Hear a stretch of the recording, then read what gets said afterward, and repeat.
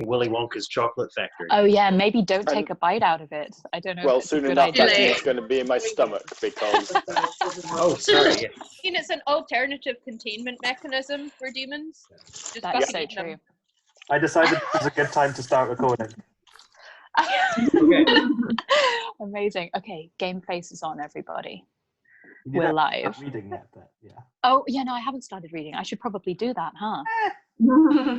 Pretty Got wish. 17 people. Right. Okay. Hold on. Let me find my place. Everybody, get their shit settled. Settle your shit, please. Oh no! Oh God! And we're recording as well. Yeah, this is a clean show. Okay. Michael Tara, I'm so sorry. We now return to Frankie Porter reads Chocolat. Thanks, babe. Right. Okay. Fortifying sip. Now, are you all sitting comfortably? Then I'll begin. Chapter 9, Wednesday, February 19th. This is our rest day. School is closed, and while Anouk plays by les maraudes, I will receive deliveries and work on this week's batch of items. This is an art I can enjoy. There is a kind of sorcery in all cooking, in the choosing of ingredients, the process of mixing, grating, melting, infusing, and flavoring, the recipes taken from ancient books, the traditional utensils, the pestle and mortar with which my mother made her incense turned to a more homely purpose, her spices and aromatics giving up their subtleties to a baser, more sensual magic. And it is partly the transience of it that delights me. So much loving preparation, so much art and experience put into a pleasure which can last only a moment, and which only a few will ever fully appreciate. My mother always viewed my interest with indulgent contempt. To her, food was no pleasure, but a tiresome necessity to be worried over, a tax on the price of our freedom. I stole menus from restaurants and looked longingly into patisserie windows. I must have been 10 years old, maybe older, before I first tasted real chocolate. But still the fascination endured. I carried recipes in my head like maps, all kinds of recipes, torn from abandoned magazines in busy railway stations, wheedled from people on the road, strange marriages of my own confection. Mother, with her cards, her divinations, directed our mad course across Europe. Cookery cards anchored us, placed landmarks on the bleak borders. Paris smells of baking bread and croissants. Marseille of bouillabaisse and grilled garlic. Berlin was Eisbein with sauerkraut and kartoffel salad. Rome was the ice cream I ate without paying in a tiny restaurant by the river. Mother had no time for landmarks. All her maps were inside, all places the same. Even then we were different. Oh, she taught me what she could. How to see to the core of things, of people, to see their thoughts, their longings. The driver who stopped to give us a lift, who drove 10 kilometers out of his way to take us to Lyon. The grocers who refused payment, the policeman who turned a blind eye. Not every time, of course. Sometimes it failed for no reason we could understand. Some people are unreadable, unreachable. Francis Reynaud is one of these. And even when it did not, the casual intrusion disturbed me. It was all too easy. Now, making chocolate is a different matter. Oh, some skill is required. A certain lightness of touch, speed, patience my mother would never have had. But the formula remains the same every time. It is safe, harmless. And I do not have to look into their hearts and take what I need. These are wishes which can be granted simply for the asking.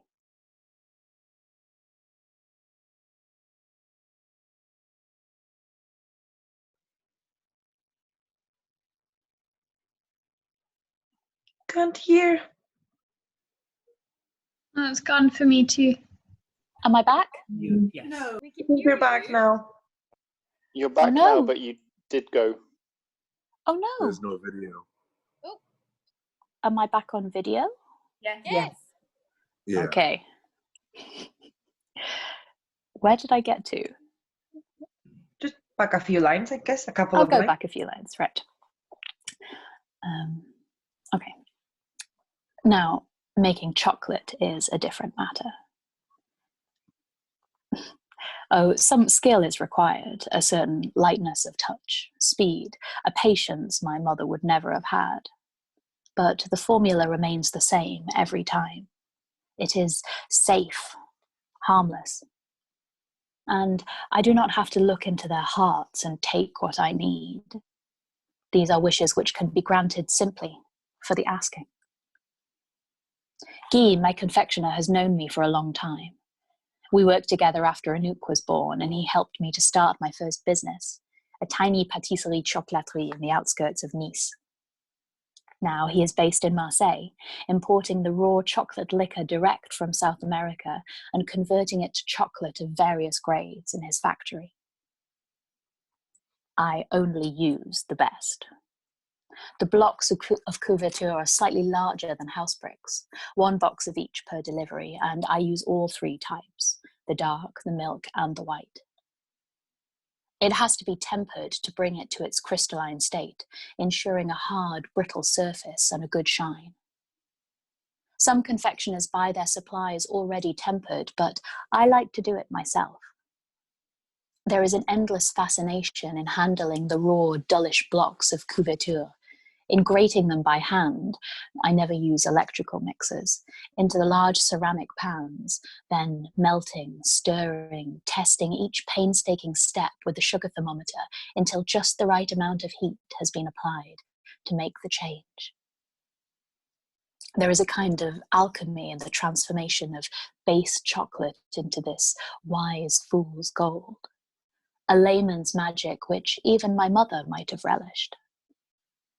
As I work, I clear my mind, breathing deeply.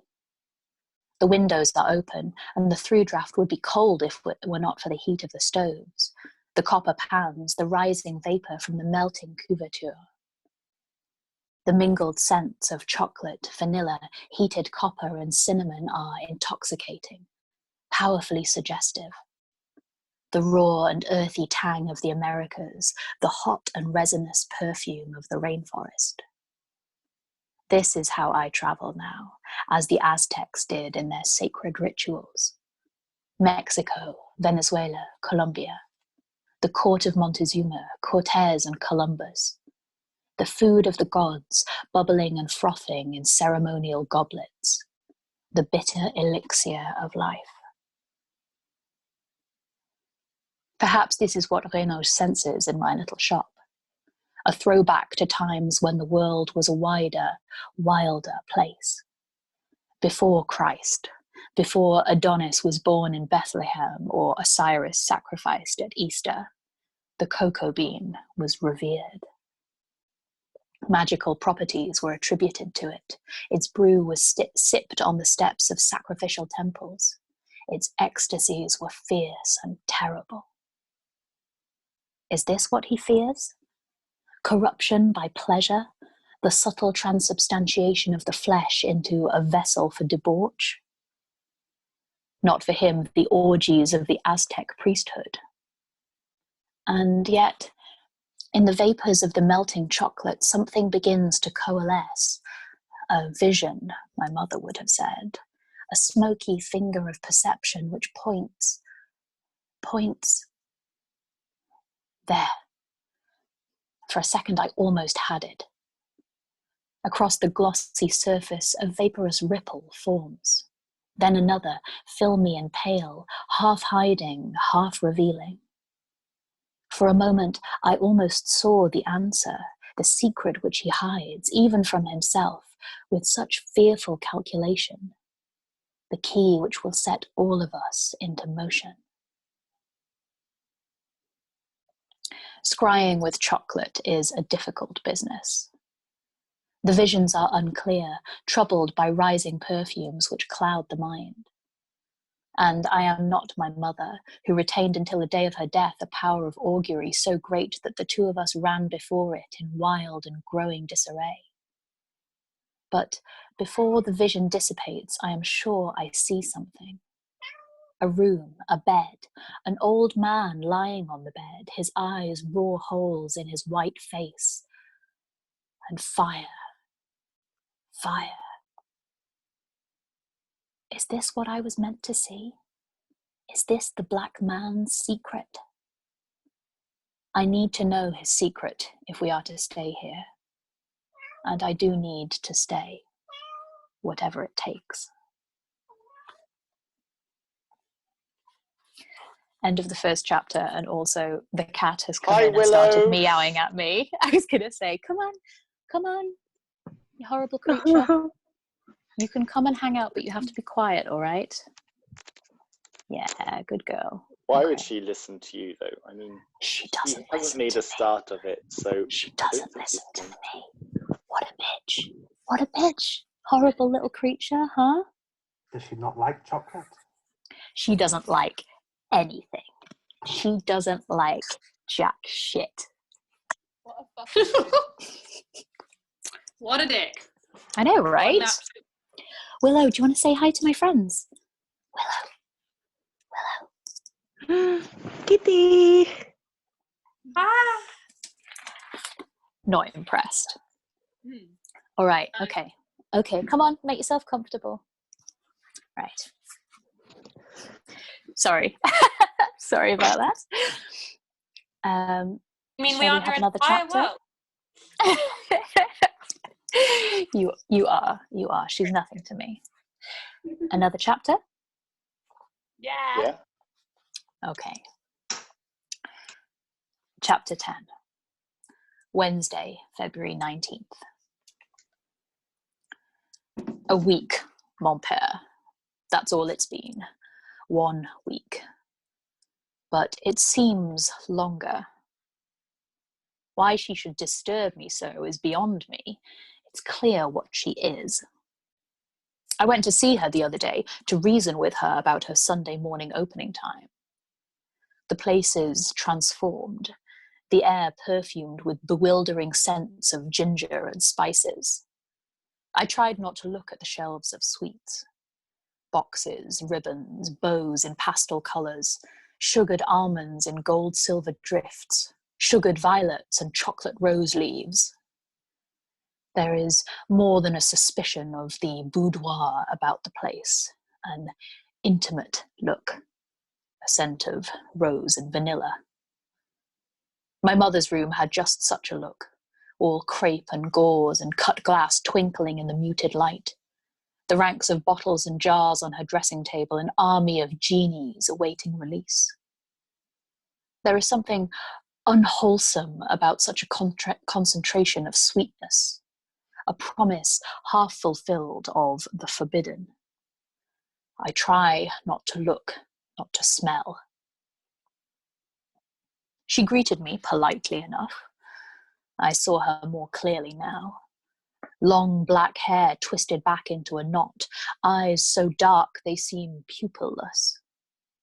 Her eyebrows are perfectly straight, giving her a stern look belied by the comic twist to the mouth. Hands square and functional, nails clipped short. She wears no makeup, and yet there is something slightly indecent about that face.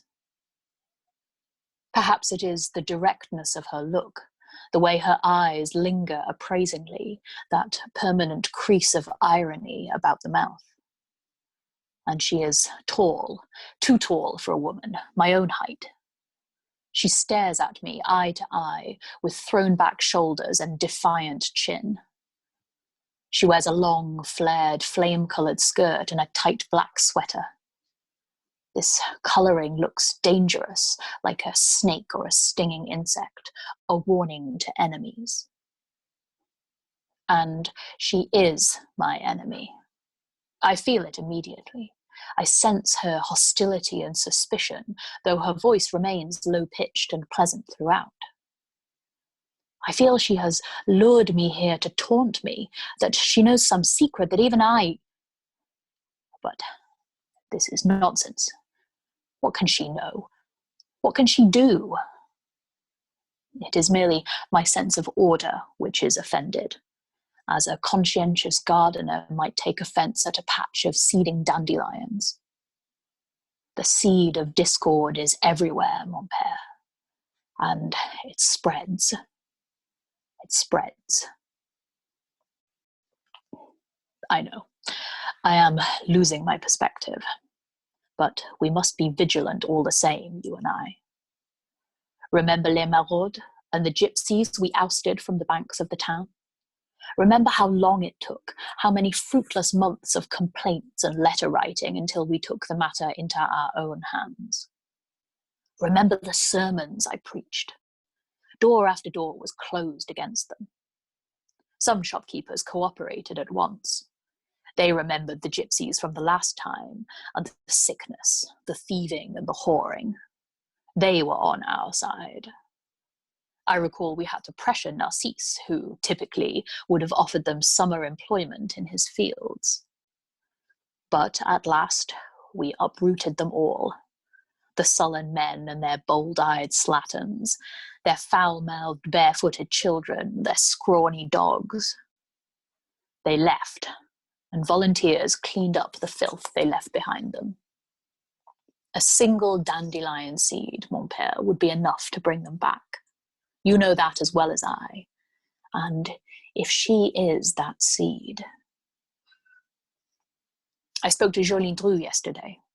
Anouk Rocher has joined the primary school.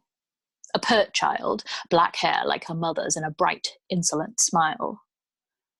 Apparently, Jolene found her son Jean, among others, playing some kind of game with the child in the schoolyard. Corrupting influence, I gather, divination or some such nonsense. Bones and beads in a bag scattered in the dirt. I told you I knew their kind. Jolene has forbidden Jean to play with her again, but the lad has a stubborn streak in him and turned sullen. At that age, nothing answers but the strictest discipline. I offered to give the boy a talking to myself, but the mother won't agree. That's what they're like, mon père. Weak. Weak. I wonder how many of them have already broken their Lenten vows. I wonder how many ever intended to keep them. For myself, I feel that fasting cleanses me. The sight of the butcher's window appalls. Scents are heightened to a point of intensity that makes my head reel. Suddenly the morning odour of baking from Poitou's is more than I can bear. The smell of hot fat from the rotisserie in the Place des Beaux-Arts, a shaft from hell. I myself have touched neither meat nor fish nor eggs for over a week, subsisting on bread, soups, salads, and a single glass of wine on Sunday, and I am cleansed, père, cleansed. I only wish I could do more. This is not suffering. This is not penance. I sometimes feel that if I could only show them the right example, if it could be me on that cross, bleeding, suffering. That witch Voisin mocks me as she goes by with her basket of groceries.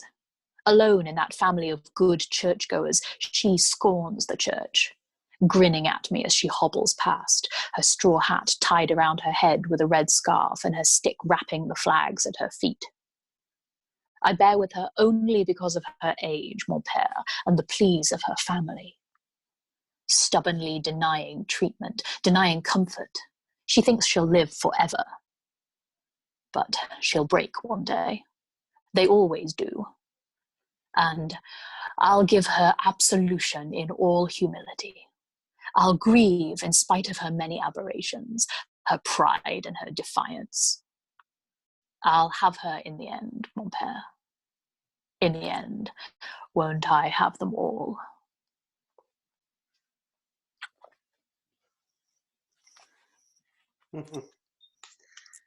Father Reno ate a Kinder Bueno once in 1997, and it still keeps him awake at night.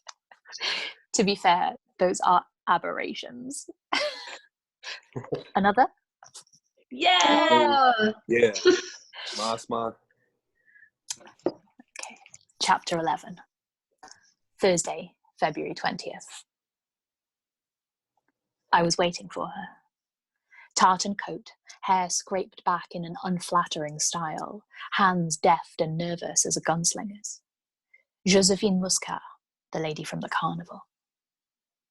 She waited until my regulars, Guillaume, Georges, and Narcisse, had left before she came in, hands thrust deeply into her pockets. Hot chocolate, please. She sat down uncomfortably at the counter, speaking down into the empty glasses I had not yet had time to clear. Of course. I did not ask her how she liked her drink, but brought it to her with chocolate curls and chantilly, decorated with 2 coffee creams at the side. For a moment she looked at the glass with narrowed eyes, then touched it tentatively. The other day, she said with forced casualness, I forgot to pay for something. She has long fingers, oddly delicate in spite of the calluses on the fingertips. In repose, her face seems to lose some of its dismayed expression, becoming almost attractive. Her hair is a soft brown, her eyes golden. I'm sorry. She threw the 10-franc piece onto the counter with a kind of defiance. That's okay. I made my voice casual, disinterested. It happens all the time. Josephine looked at me for a second, suspiciously, then, sensing no malice, relaxed a little. This is good. Sipping the chocolate. Really good. I make it myself, I explained. From the chocolate liquor before the fat is added to make it solidify. This is exactly how the Aztecs drank chocolate centuries ago.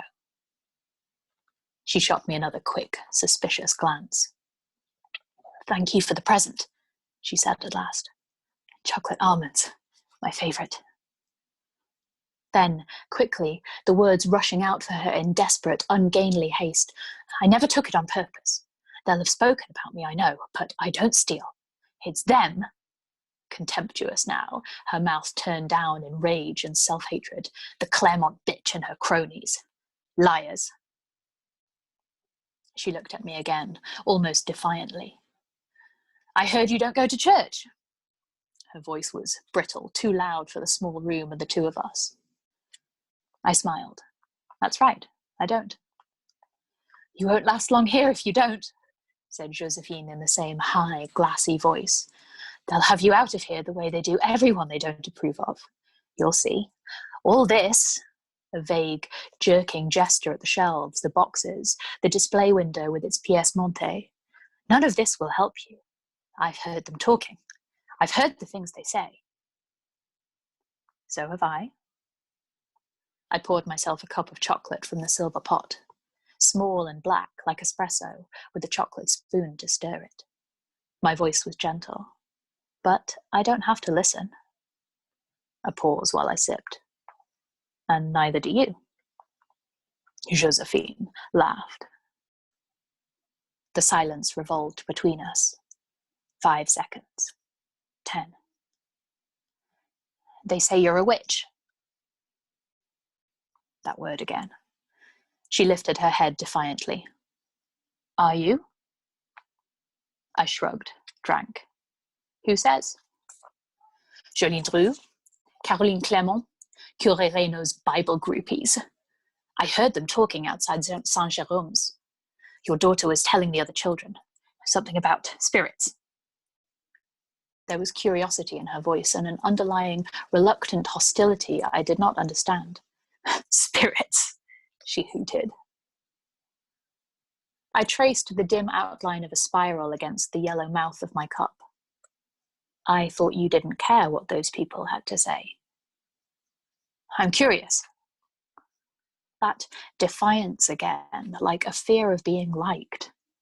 And you were talking to Armand the other day. No one talks to Armand. Except me. Armand Voisin, the old lady from Les Maraudes. I like her, I said simply. Why shouldn't I talk to her? Josephine clenched her fists against the counter. She seemed agitated, her voice cracking like frostbitten glass. Because she's mad, that's why. She waved her fingers at her temple in a vague, indicative gesture. Mad, mad, mad. She lowered her voice for a moment. I'll tell you something, she said. There's a line across Lansquenet, demonstrating on the counter with a calloused finger.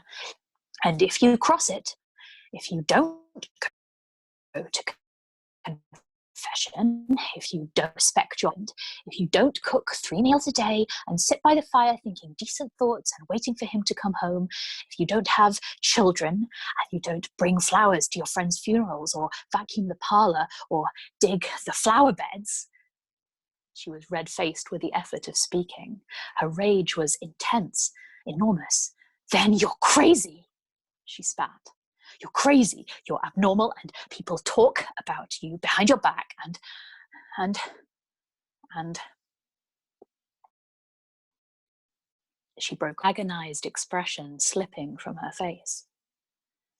I could see her looking beyond me through the window, but the reflection began to obscure what she might be seeing.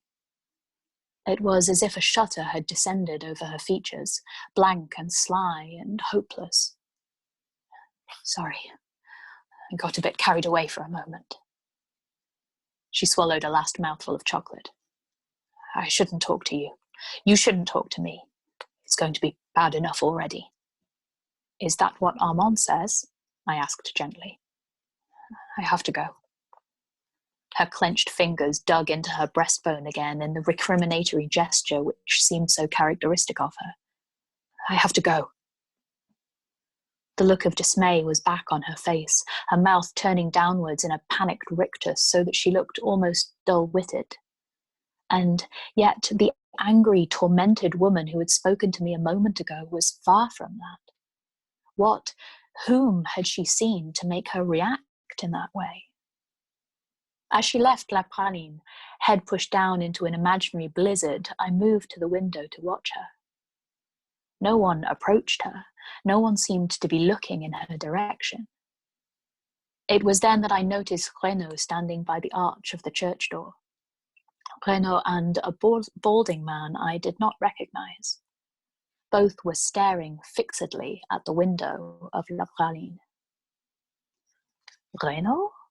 Could he be the source of her fear? I felt a prick of annoyance at the thought that he might be the one who had warned Josephine against me. And yet she had seemed scornful, not afraid, when she mentioned him earlier. The second man was short but powerful, checked shirt rolled up over shiny red forearms, small intellectual's glasses oddly at variance with the thick, fleshy features. A look of unfocused hostility hung about him, and at last I realized I had seen him before, in a white beard and red robe, flinging sweets into the crowd at the carnival. Santa Claus throwing bonbons to the crowd as if he hoped he might take out someone's eye. At that moment, a group of children came up to the window, and I was unable to see more, but I thought I knew now why Josephine had fled in such haste. Lucy, do you see that man in the square? The one in the red shirt? Who is he? The child pulls a face. White chocolate mice are her special weakness. 5 for 10 francs. I slip a couple of extra ones into the paper cornet. You know him, don't you? She nods. Monsieur Muscat, from the cafe. I know it. A drab little place down at the end of the Avenue de Franc-Bourgeois. 6 metal tables on the pavement, a faded Orangina parasol. An ancient sign identifies it, Café de la République. Clutching her cornet of sweets, the small girl turns to go, reconsiders, turns again. You won't ever guess his favourite, she says. He hasn't got one. I find that difficult to believe. I smile. Everyone has a favourite, even Monsieur Muscat. Lucy considers this for a moment. Maybe his favourite is the one he takes from someone else. she tells me limpidly. Then she is gone with a little wave through the display window. Tell Anouk we're off to Les Maraudes after school. I will. Les Maraudes. I wonder what they will find there to amuse them. The narrow streets drifted with litter, the river with its brown stinking banks, an oasis for children, dens, flat stones flick-flacking across the stagnant water, secrets whispered, stick swords and shields made of rhubarb leaves, warfare amongst the blackberry tangle, tunnels, explorers, stray dogs, rumours, purloined treasures. Anouk came from school yesterday with a new jauntiness in her step and a picture she had drawn to show me. That's me. A figure in red overalls, topped with a scribble of black hair. Pantouf? The rabbit is sitting on her shoulder like a parrot, ears cocked. And Jeannot? A boy figure in green, one hand outstretched. Both children are smiling. It seems mothers, even schoolteacher mothers, are not allowed in Les Maraudes. The plasticine figure still sits by Anouk's bed, and she has stuck the picture to the wall above it. Pantouf told me what to do. She scoops him up in a casual embrace. In this light, I can see him quite clearly, like a whiskered child. I sometimes tell myself I should discourage this pretense of hers, but cannot bear to inflict such loneliness upon her. Maybe if we can stay here, Pantouf can give way to more substantial playmates. I'm glad you managed to stay friends, I told her, kissing the top of her curly head. Ask Jeannot if he wants to come here someday soon to help take down the display. You can bring your other friends too. The gingerbread house? Her eyes were sunlight on water. Oh, yes! Skipping across the room with sudden exuberance, almost knocking over a stool, skirting an imaginary obstacle with a giant leap, then up the stairs, 3 at a time. Racy Pantouf! A thump as she slammed the door against the wall. Bam, bam! A sudden stabbing sweetness of love for her, taking me off guard as it always does. My little stranger, never still, never silent. I poured myself another cup of chocolate, turning as I heard the door chimes jangle. For a second, I saw his face unguarded, the appraising look, chin thrust out, shoulders squared, the veins popping out on the bare, shiny forearms. Then he smiled, a thin smile without warmth. Monsieur Muscat, isn't it? I wondered what he wanted. He looked out of place, glancing, head lowered at the displays. His gaze fell short of my face, flicking casually to my breasts. Once, twice. What did she want? His voice was soft but heavily accented. He shook his head once as if in disbelief. What the hell did she want in a place like this? He indicated a tray of sugared almonds at 50 francs a packet. This sort of thing, huh?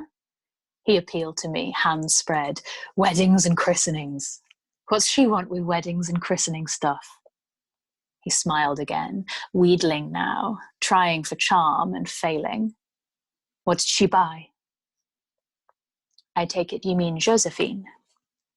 My wife. He gave the words an odd intonation, a kind of flat finality. That's women for you. Work yourself senseless to earn money to live on, and what do, huh? Waste it all on... Another gesture at the ranks of chocolate gems, marzipan fruit garlands, silver paper, silk flowers. What was it? A present? There was suspicion in his voice. Who's she buying presents for? Herself? He gave a short laugh, as if the thought was ridiculous. I didn't see what business it was of his, but there was a kind of aggression in his manner, a nervousness around the eyes and the gesticulating hands that made me careful. Not for myself. I learned enough ways to take care of myself in the long years with mother, but for her. Before I could prevent it, an image leaped out from him towards me. A bloodied knuckle etched in smoke. I closed my fists under the counter. There was nothing in this man I wanted to see. I think you may have misunderstood, I told him. I asked Josephine in for a cup of coffee, as a friend. Oh. He seemed taken aback for a moment. Then he gave that barking laugh again. It was almost genuine now, real amusement touched with contempt. You want to be friends with Josephine. Again, the look of appraisal. I felt him comparing us, his hot eyes flicking to my breasts over the counter. When he spoke again, it was with a caress in the voice, a crooning note of what he imagined to be seduction. You're new here, aren't you? I nodded. Perhaps we could get together sometime, you know, get to know each other. Perhaps. I was at my most casual. Maybe you could ask your wife to come too, I added smoothly. A beat of time. He looked at me again, this time a measuring glance of sly suspicion. She's not been saying anything, has she? Blankly, what kind of thing? A quick shake of the head. Nothing. She talks, that's all. She's all talk. Doesn't do anything but, Day in, day out. Again, the short, mirthless laugh. You'll find that out soon enough, he added with sour satisfaction. I murmured something non-committal. Then, on impulse, I brought out a small packet of chocolate almonds from beneath the counter and handed them to him. Perhaps you could give these to Josephine for me, I said lightly. I was going to give them to her, but I forgot. He looked at me but did not move. Give them to her, he repeated. Free, on the house. I gave my most winning smile. A present. His smile broadened. He took the chocolates in their pretty silver sachet. I'll see she gets them, he said, cramming the packet into his jeans pocket. They're her favourites, I told him. You won't go far in this job if you keep giving out freebies, he said indulgently. You'll be out of business in a month. Again, the hard, greedy look, as if I too were a chocolate he couldn't wait to unwrap. We'll see, I said blandly, and watched him leave the shop and begin the road home, shoulders slouched in a thick-set James Dean swagger. He didn't even wait to be out of sight before I saw him take out Josephine's chocolate and open the packet. Perhaps he guessed I might be watching. 1, 2, 3. His hand went to his mouth with lazy regularity, and before he had crossed the square, the silver wrapping was already balled in a square fist, the chocolates gone. I imagined him cramming them in like a greedy dog who wants to finish his own food before robbing another's plate. Passing the baker's, he popped the silver ball at the bin outside, but missed, bouncing it off the rim and onto the stones. Then he continued on his way past the church and down the Avenue des Francs-Bourgeois without looking back, his engineer boots kicking sparks from the smooth cobbles underfoot.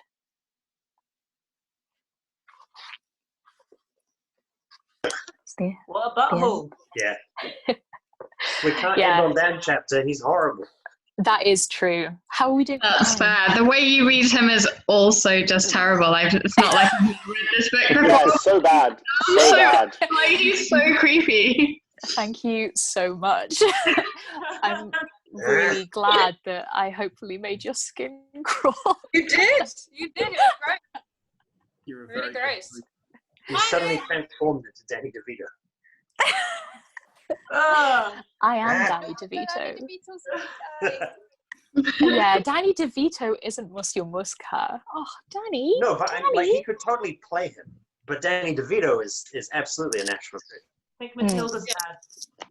Yeah, that's true. Yeah. It reminded more of Orlando Bloom in Academy Road, where he talks like this to sound tough. Oh yeah, shit, that probably is where I've got it actually. Toughness sound. I'm a serious actor. I shouldn't know this. He's very good. Well done, Orlando.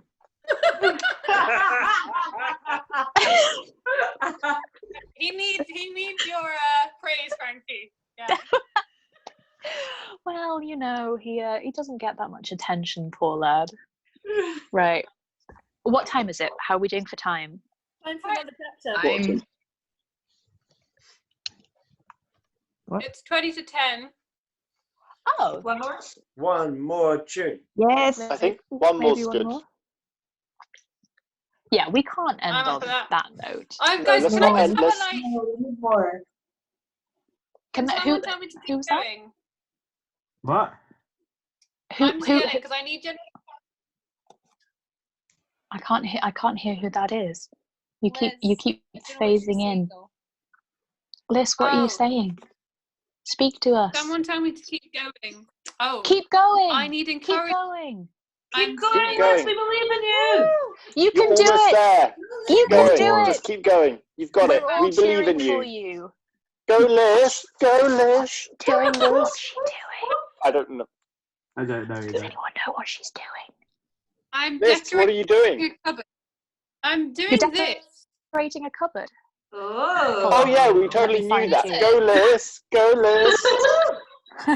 And I have many photos that I'm playing with. That's so exciting. Keep going. Keep going. You can do it. Thanks, Can eat guys. Chinese? Huh? Thanks. What? If I can eat a Chinese for 3 people, you can decorate your wall. It's so true. You are the hero we need right now. The hero you neither deserve nor want, but it's the one you've got.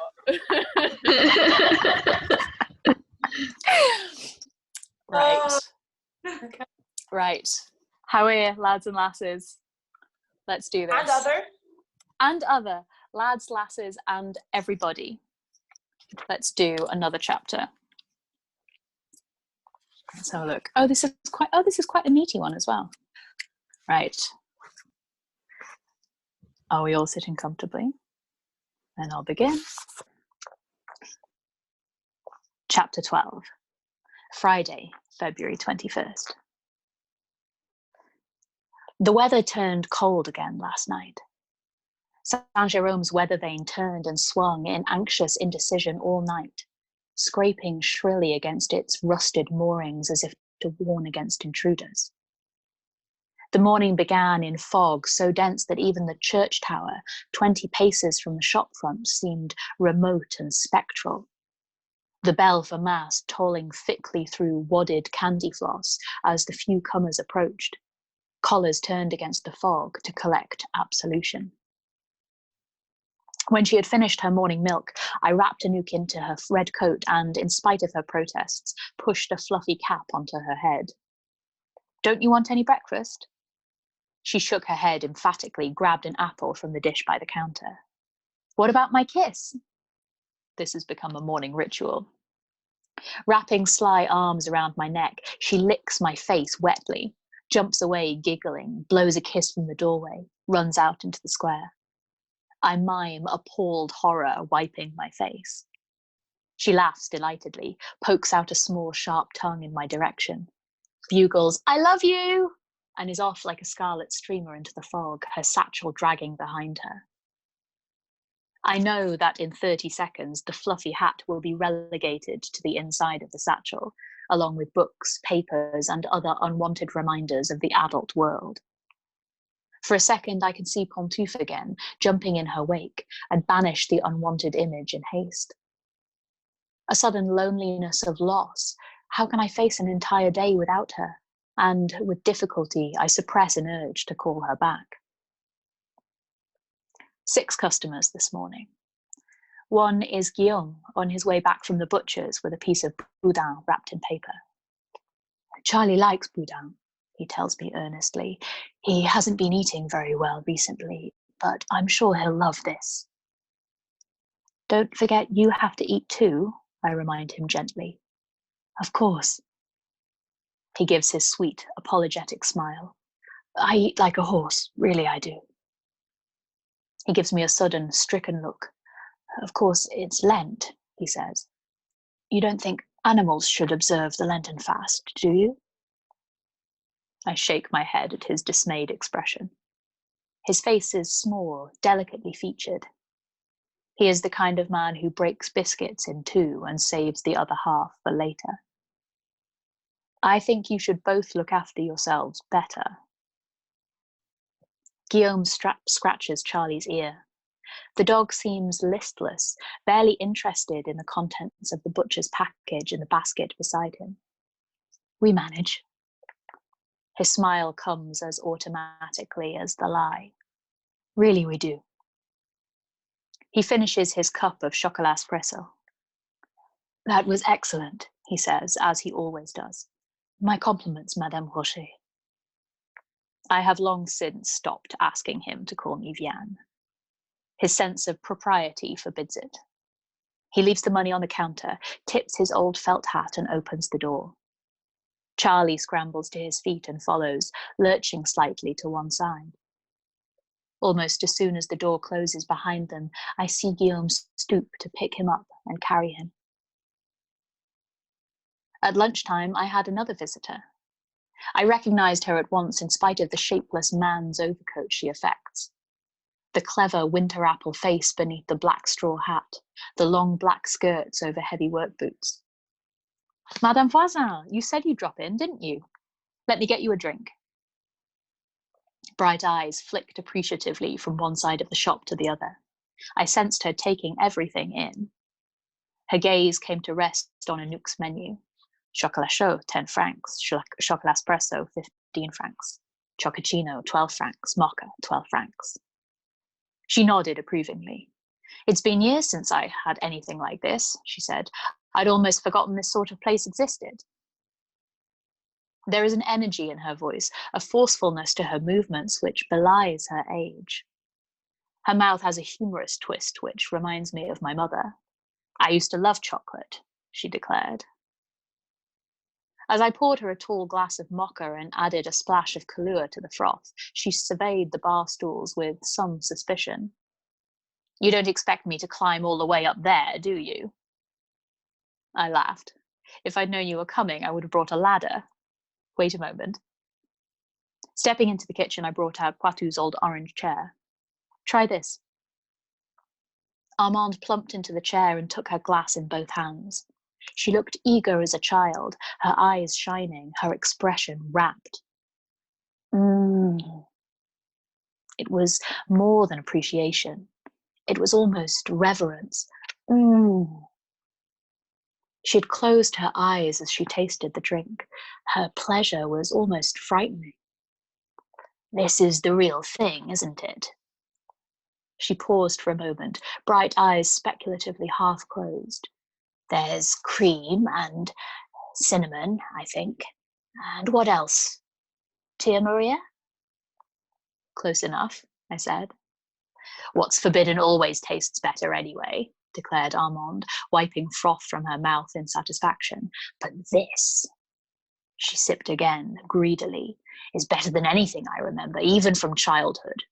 I bet there are 10,000 calories in here. More. Why should it be forbidden? I was curious. Small and round as a partridge, she seems as unlike her figure-conscious daughter as can be. Oh, doctors. Armande was dismissive. You know what they're like. They'll say anything. She paused to drink again through her straw. Oh, this is good. Good. Caro's been trying to make me go into some sort of home for years. Doesn't like the idea of me living next door. Doesn't like to be reminded where she comes from. She gave a rich chuckle. Says I'm sick. Can't look after myself. Sends that miserable doctor of hers to tell me what I can eat and what I can't. Anyone would think they wanted me to live forever. I smiled. I'm sure Caroline cares very much about you, I said. Armande shot me a look of derision. Oh, you are? She gave a vulgar cackle of laughter. Don't give me that, girl. You know perfectly well that my daughter doesn't care for anyone but herself. I'm not a fool. A pause as she narrowed her bright, challenging gaze at me. It's the boy I feel for, she said. Boy? Luc, his name is. My grandson. He'll be 14 in April. You may have seen him in the square. I remembered him vaguely, a colourless boy, too correct in his pressed flannel trousers and tweed jacket, cool grey-green eyes beneath a lank fringe. I nodded. I've made him the beneficiary of my will, Armand told me. 500,000 francs in trust until his 18th birthday. She shrugged. I never see him, she added shortly. Caro won't allow it. I've seen them together. I remember now, the boy supporting his mother's arm as they passed on their way to church. Alone of all Lansquenet's children, he has never brought chocolates from La Praline, though I think I may have seen him looking in at the window once or twice. The last time he came to see me was when he was 10. Armand's voice was unusually flat. 100 years ago, as far as he's concerned. She finished her chocolate and put the glass back onto the counter with a sharp, final sound. It was his birthday, as I recall. I gave him a book of Rimbaud's poetry. He was very polite. There was bitterness in her tone. Of course, I've seen him in the street a few times since, she said. I can't complain. Why don't you call? I asked curiously. Take him out, talk, get to know him. Armand shook her head. We fell out, Caro and I. Her voice was suddenly querulous. The illusion of youth had left with her smile, and she looked suddenly, shockingly old. She's ashamed of me. God knows what she's been telling the boy. She shook her head. No, it's too late. I can tell by the look on his face, that polite look, the polite, meaningless little messages in his Christmas cards. Such a well-mannered boy. Her laughter was bitter. Such a polite, well-mannered boy. She turned to me and gave me a brave, bright smile. If I could know what he was doing, she said, know what he reads, what teams he supports, who his friends are, how well he does at school. If I could know that, if I could pretend to myself. For a second, I saw her close to tears. Then a pause, an effort, a gathering of the will. Do you know, I think I might manage another of those chocolate specials of yours. How about another? It was bravado, but I admired it more than I could say. That she can still play the rebel through her misery, the suspicion of a swagger in her movements as she props her elbows on the bar, slurping. Sodom and Gomorrah through a straw. I think I just died and went to heaven. Close as I'm going to get, anyway. I could get news of Luc if you wanted. I could pass it on to you. Armand considered this in silence. Beneath the lowered eyelids, I could feel her watching me, assessing. At last she spoke. All boys like sweets, don't they? Her voice was casual. I agreed that most boys did. And his friends come here too, I suppose. I told her I wasn't sure who his friends were, but that most of the children came and went regularly. I might come here again, decided Armand. I like your chocolate, even if your chairs are terrible. I might even become a regular customer. You'd be welcome, I said. Another pause. I understood that Armande Voisin does things in her own way, in her own time, refusing to be hurried or advised. I let her think it through. Here, take this. The decision was made. Briskly, she slapped down a 100-franc note on the counter. But if you see him, buy him a box of whatever he likes. Don't tell him they're from me. I took the note. And don't let his mother get to you. She's at it already, more than likely, spreading her gossip and her condescension. My only child, and she had to turn into one of Renault's Salvation Sisters. Her eyes narrowed mischievously, working webby dimples into her round cheeks. There are rumors already about you, she said. You know the kind. Getting involved with me will only make it worse. I laughed. I think I can manage. I think you can. She looked at me, suddenly intent, the teasing note gone from her voice. There's something about you, she said in a soft voice. Something familiar. I don't suppose we've met before that time in Les Maraudes, have we? Lisbon, Paris, Florence, Rome. So many people. So many lives intersected, fleetingly crisscrossed, brushed by the mad warp weft of our itinerary. But I didn't think so. And there's a smell, something like burning, the smell of a summer lightning strike 10 seconds after. A scent of midsummer storms and cornfields in the rain. Her face was rapt, her eyes searching out mine. It's true, isn't it? What I said. What you are. That word again. She laughed delightedly and took my hand. Her skin was cool, foliage, not flesh. She turned my hand over to see the palm. I knew it. Her finger traced lifeline, heartline. I knew it the minute I saw you. To herself, head bent, voice so low it was no more than a breath against my hand. I knew it. I knew it. But I never thought to see you here in this town. A sharp, suspicious glance upward. Does Renaud know? I'm not sure. It was true. I had no idea what she was talking about. But I could smell it too. The scent of the changing winds, that air of revelation. A distant scent of fire and ozone.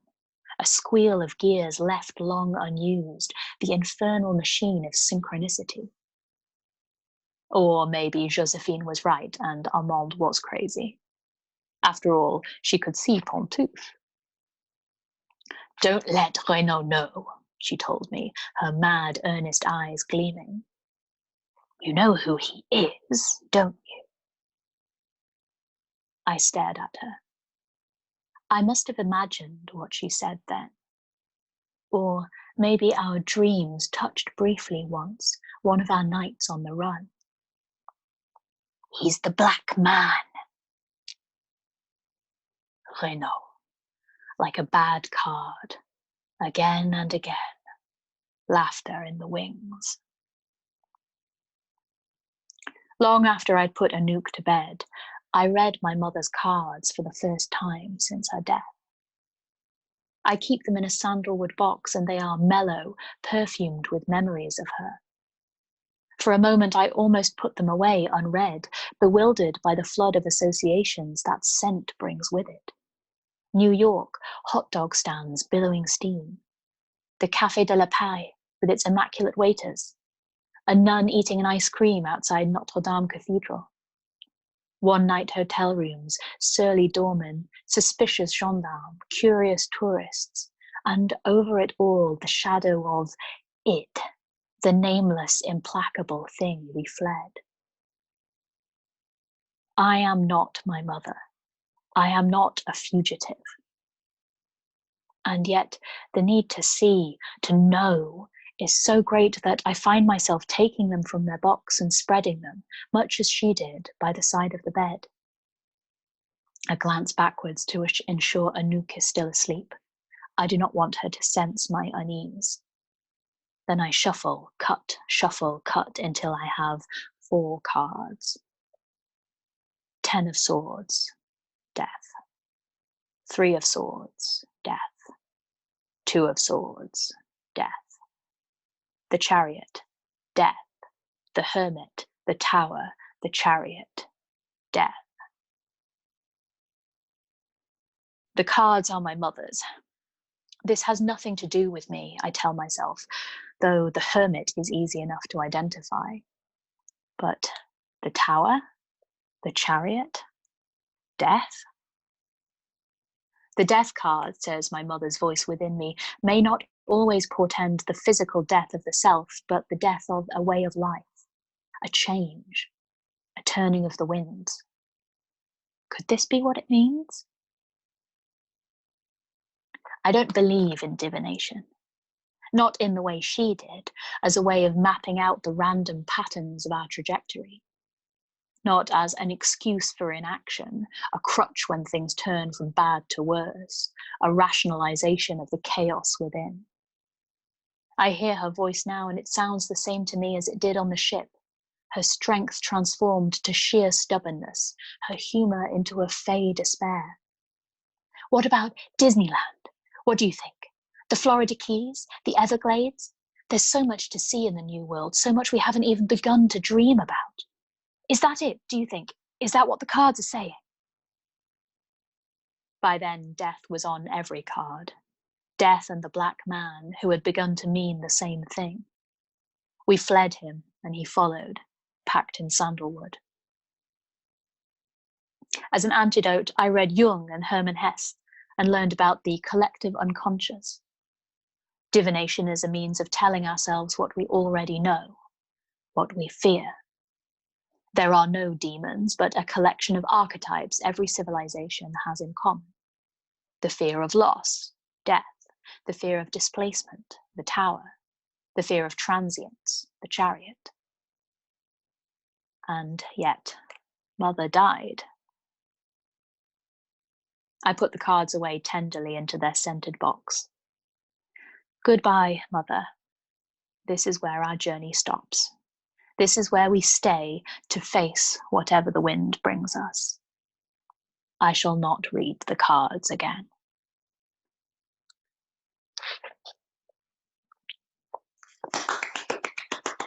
Yeah. Woo. Yeah. That was lovely. Is anyone else rehearing this for the first time in about 10 years and being like, oh? I've never read it. I've only seen the film, so this is my first experience of the book. I haven't even seen the film. How exciting! I only watched the film I've too. been We also just really enjoyed swiping through and just seeing everyone all like snuggled up and like. It's really nice. It's really nice. I wish I could have like the gallery view so that I can see everyone's faces at once. But I think I would probably find it quite distracting. Adorable panopticon. Gordon. Look at my what's lovely the- friends. What's the lineup you have in your picture, Gordon? What's that? Oh. Yep. It's just the Ten of Swords there, the Two of Swords there. Were you doing the tarot cards in as they happened? Wow, I've only just seen that. What? Oh, they were just Everyone- random ones I pulled out. Wait. Which ones have you got? Which ones are they? There's one that looks like you in a hot air balloon flying directly into some power lines. I think that's good. That's good, right? I didn't know you did tarot cards, Gordon. Actually, I You think just I get totally knew that. cooler. Has anyone seen the like challenge of imitate the tarot cards? No, what's that? I will send you the photos. So my friend is like activities for quarantine for the like we're doing like a daily creative challenge, and day one they reenacted the tarot cards. That's so cool. So good. I'll send you some photos. That's so cool. Yeah, I would love to see. Oh man, this is so By the awesome. way, I've been thinking a lot about this as a medium, particularly the way that like the video chat like jumps to whoever's audio is spiking at that moment, right? Mhm. Which means it potentially lends itself very well to like talkback radio format, like an advice show. Ooh. Rory, we've already If said we that got- under 35 men are at high risk of podcast starting. Okay, well, all right. Okay, so Well, let me guess. It's going to be about D&D. No, Hello. alternative. No, but alternatively, doing like a table read of like a terrible Star Trek fan script or something. Yes. Me, I'm in. I volunteer. Star Trek fan. Rory and Katie, I've been thinking about the haunted vagina. Fuck yeah! Fuck yeah, the haunted vagina. Yeah. And like, as that, when we run out of Frankie sounding delicious, can we do Does the haunted that ever vagina? run out? Absolutely, we can. And I now have the appropriate mutton chops for such a neckbeard fucking like. Oh my god. Oh my Yes, god. absolutely. I'd be delighted. Gordon, what are you doing? I've just seen what the fuck Gordon is doing. What is Gordon doing? Gordon, can you make Be louder so Make your some audio noise. spikes so everyone can see that nonsense. I can't speak at the moment. I've turned into a bird. No. Oh. Oh, Well, that escalated quickly. So is that going to be the tarot card that you're going to reenact, Gordon?